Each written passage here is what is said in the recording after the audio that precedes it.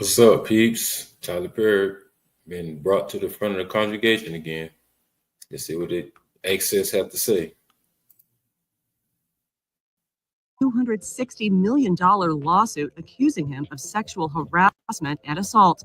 The Hollywood mogul has denied actor Derek Dixon's claims that Perry engaged in alleged misconduct and retaliation against him before and during Dixon's time on Perry's shows Ruthless and The Oval.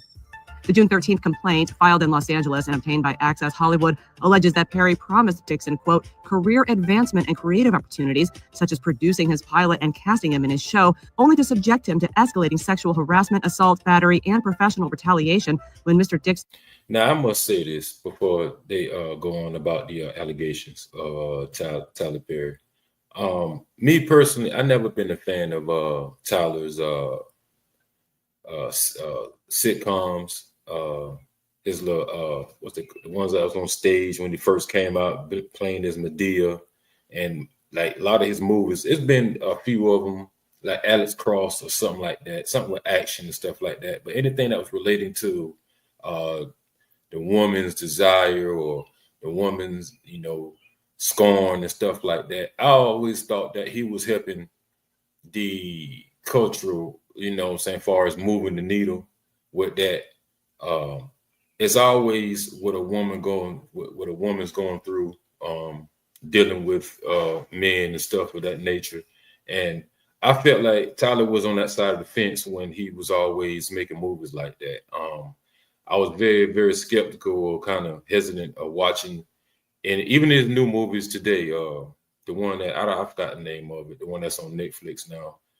As a businessman, I respect a whole lot of the things he's doing, as far as entrepreneur, as far as giving people jobs and stuff like that, and that's what how it should be, and his kudos for that. But as far as the narrative of his movies, moving the needle, as far as the woman scorn and giving these women these ideals or feeling like they're independent and they can do without a man and stuff like that. And some movies I've kind of sat in and caught a glance of with the old lady or something, and some of it was kind of I don't know how to say, but it wasn't my cup of tea. I could say that it wasn't my cup of tea. But I said this long time ago too, saying this. I seen this long time coming though, just like the P. Diddy situation. It was just only a matter of time for them to reach at someone in that status, like Diddy, someone with a mogul, an idol, a black man, to say the least, that's really doing things and handing out jobs and trying to stimulate the economy. But then they come along with these allegations where someone's going to say, well, he did this or he did that. And this is only one. Imagine others that's going to be brave enough to come out of the woodworks and say, yeah, he did this to me too. He did this to me too. So I'm waiting on for that to come about. Not to say I'm wishing for his downfall. I'm never wishing for anybody that's reaching to that status or on that way to that status to be knocked down after the hard work they put into it. But nevertheless, the work that he puts in and grinding to the top, I respect that hell of a lot. But as far as the black men wearing dresses and stuff like that nature, I never really respected. And I just thought as a masculine man, we carry a certain kind of, image that the world, which is they're already afraid of. They call it toxic and all that kind of crazy stuff. But I really do think that they're really, I don't know what went wrong, but maybe it was something that was behind the scenes that he might have rubbed the wrong shoulders with or something. Maybe that kind of came to this.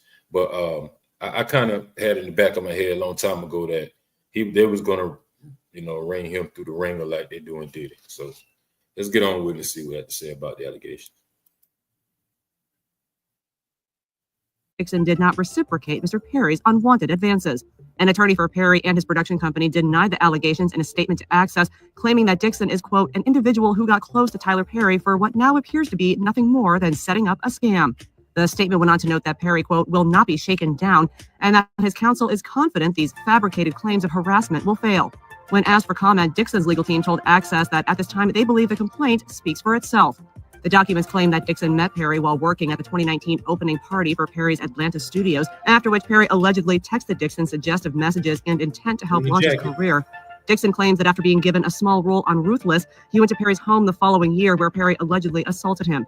Weeks later, the suit claims Perry offered Dixon a series regular part on The Oval, a White House drama, and allegedly threatened to kill off Dixon's character if the actor didn't comply with Perry's alleged advances. Dixon further claims that Perry assaulted him on multiple other occasions, including a 2020 trip to the Bahamas and a 2021 meeting at Perry's home, where they allegedly discussed Perry producing a pilot Dixon had written. The complaint alleges that Dixon developed mental and physical health issues stemming from Perry's alleged behavior, and that he believes Perry never intended for Dixon's pilot to come to fruition, but instead allegedly used the promise to keep Dixon from coming forward with his allegations. BET, the network that aired both Ruthless and The Oval, is not a defendant in the lawsuit and has not issued comment as of June 18th.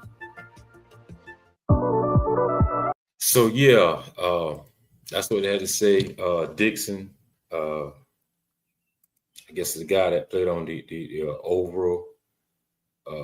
I like to say, I don't know. I'm gonna see if I can pull up his picture here. See the guy who they're talking about, that's claiming these allegations. Let's see here. But then again, like I said, I've always thought that stuff like this will come about. This is the guy here that's accusing of Tyler of the allegations and stuff like that. So once again, who's to say he's the only one? It may be others coming out the woodworks, saying that same thing.